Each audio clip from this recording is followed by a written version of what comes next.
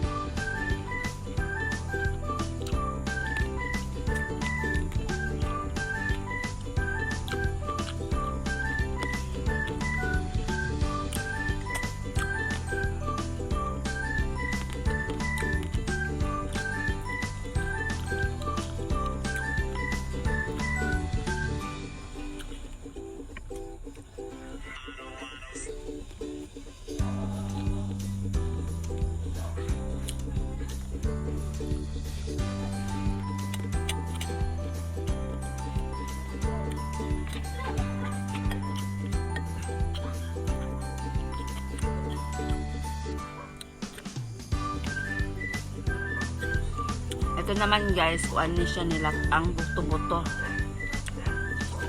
Hinatag ni mother.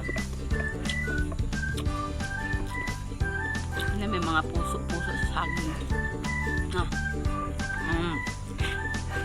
Ito.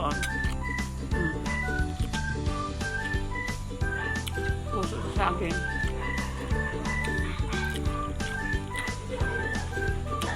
Masarap to kay gulay. Nagulong kasi. Ay, buhay kayo mga bata sa lipis. Sobrasa kong ulo. Hindi mo kung di sana yan. Bawal siya. Pampla. Ano? Ang dilim kasi dyan. Pansari lang. Nantay. Yung masugat